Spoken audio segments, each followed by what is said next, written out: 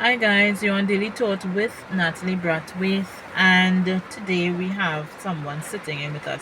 We are doing this conversation very, very spontaneously. So, however it goes, just know it was very spontaneous, okay?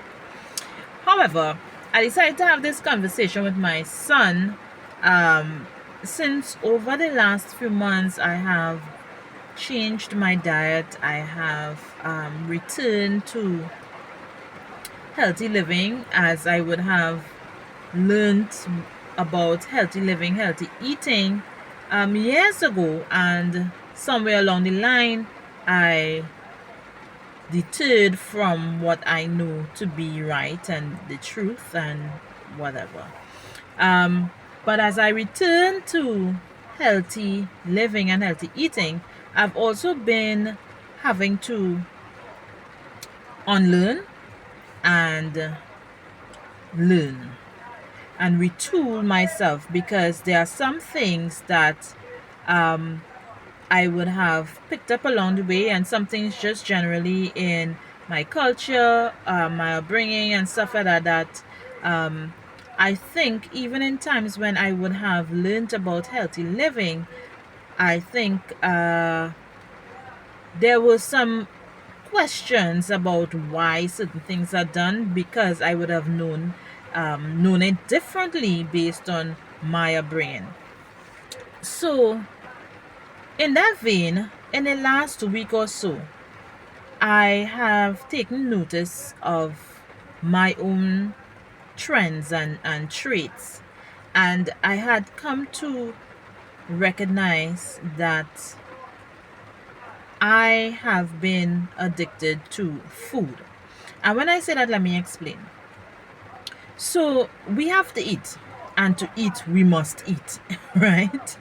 But when I say that I was addicted to food, is because of the fact that when choosing food, if you are choosing a particular type of food and you are choosing particular times to eat food and different things based on I want this to make me feel good. I think I want to eat this because I'm feeling some type of negative feeling, whether you're feeling sad, you're feeling angry, you're feeling depressed or whatever. That is not a good relationship with food. So if you are noticing that you are choosing foods that are unhealthy for you um only in times when you are down, take a note of that because that is a very unhealthy pattern and an unhealthy culture that you're building for yourself.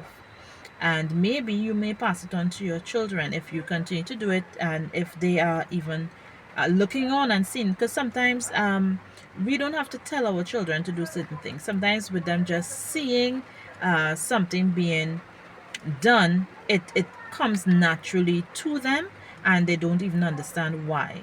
A lot of things that we even do, it has come natural to us because we have seen it done. It some things not necessarily our parents told us to do that. It's just what we have seen over the years. So I thought about when I had that conversation with myself, I also had a thought about what generally we deem addictions as and the things that we think people are addicted to. And I said, you know what? In this moment, let me have this conversation with my son and hear his thoughts on what he thinks that people can be addicted to and why he thinks that people are addicted to it. And if he has any um, solutions or if he has any thoughts that can negate certain thought patterns that could bring people into those positions of addictions or whatever. So we have Nathan Brat. Wait, my sunny son. Hello, hello. My sunny son. So, son, what are your thoughts on this conversation that I am having with myself that I decided to bring you into? Well, one of my many thoughts is that people could be addicted to weird stuff. Like people could be addicted to pain and suffering because some people just like seeing it inflicted on others, and it makes them feel either a kind of way that they have a kind of sense of power, or they have a sense of a way that they feel comfortable. It makes them forget their own pain and makes them forget their own thoughts because Mm, an addiction is basically to escape reality. right, Some people addicted to watching TV shows because in a sense it escapes reality. right. Same thing with drugs. Same thing with a lot of things in this world. Like all addictions are just an escape of reality. So So right now we are getting into what really is addiction, basically. yes, So you are hitting the nail on the head that really an addiction is something that people use as a way of escape from their reality. yes. Right. Okay. I want to say that all addictions are bad. Some addictions, for example, if you're addicted to reading your Bible, Well, that's a good that's a addiction. good addiction. If you're addicted to using whatever you have as a creative outlet, that's a good addiction. Right. If you're addicted to making money, I mean that's good, I guess, but make sure Well, to spend some time to good and relax. bad. Yeah. Mm-hmm. And I mean, if you addicted to playing sports, I mean that'll get in. Well, everything done in I guess you know what I was thinking the other day, and I was telling the auntie that what I've recognized is not necessarily always like what we do, but why we're doing it. So like the place it coming from. So if you are playing sport because well you just like to play sport, nothing is wrong with that. But if you are playing sport because you feel a way like that is a way of escaping whatever is your truth, then that is a bad thing because pretending as if something is not bothering you or something is not a issue in your life does not solve it, right? And the longer we take to address whatever is wrong in our lives or whatever reality is making us feel down or depressed or whatever, the longer we allow that to linger, the worse it actually gets. So escaping it is not actually great help. Or sometimes people don't get to talk about things sometimes, even like if they don't have like nobody to talk to. Sometimes that's all they could really do. I'm not saying that like with every addiction, that's something that you should always do. If you can't find a way out, but find like a positive outlet to how you feel.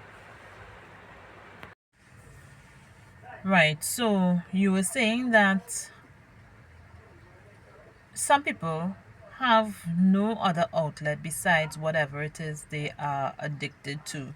Some people don't have a person to speak to or, you know, to just get things out of the chest or for someone to help them with how to navigate whatever is their challenge.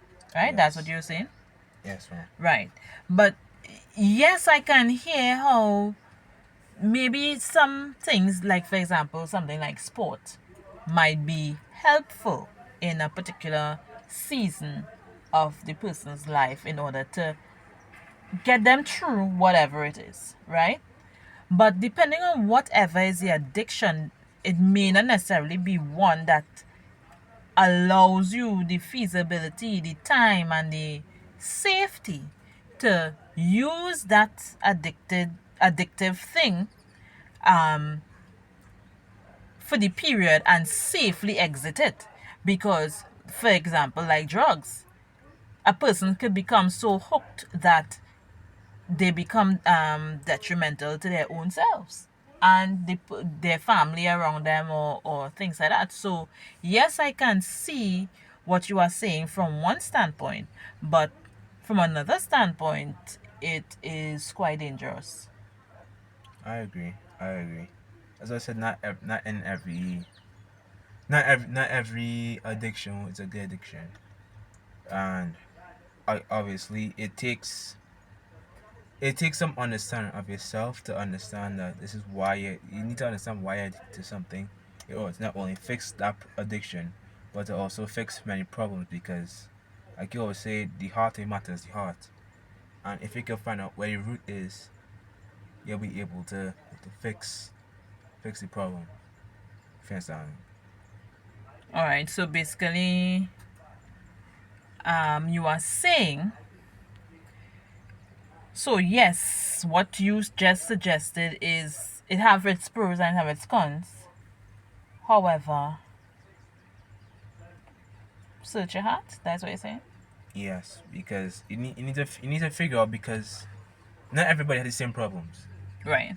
So me saying one solution wouldn't fix every problem. Everybody just need to look in themselves and realize what they need to fix. Well, everybody do have the same problems, but may I suggest that all problems have a main character that makes it um, solvable by similar means. Honestly, Because, all right, for example, if someone has an addiction to food, right, right. and another person has an addiction to cocaine, right? I don't know if I should be saying that on the internet, You but can say it. You can say it. the white stuff. Um, at the end of the day, the problem is the heart. The problem is whatever is the issue that is driving the person towards an addiction, right? So, in both cases, someone who is dealing with that has to still employ the method of searching themselves, seeing what hurts, where does it hurt, and then being able to heal the hurt. So you understand what I'm saying? It's the same method to solving the problem, even though it might be a different problem. As you say, everybody have different problems. But the root cause, it comes down to the same. So that's why the method would be the same. Yes, honestly, I understand. So you guys like keep fed up with my now you rubbing your head, you like, yeah, yeah. No, I Had just, enough of this conversation. I just listening. I just listening. I already taking it into my head. I just thinking. That's all. Okay. I have a big head, so it taking a lot to go into. So you guys, so this here ends our conversation today, and I just hope that this conversation just opens a conversation within yourself and even with your family members, with your friends, to see where we may have challenges in our lives, where we may be addicted to certain things that we don't necessarily look at as addictions, and we don't see where we may be having pain, where there is a trauma, where there is a hurt that has caused us to be addicted to certain things that it's not healthy for us. Yeah. So take this nugget today, go to the world and live a transformed life.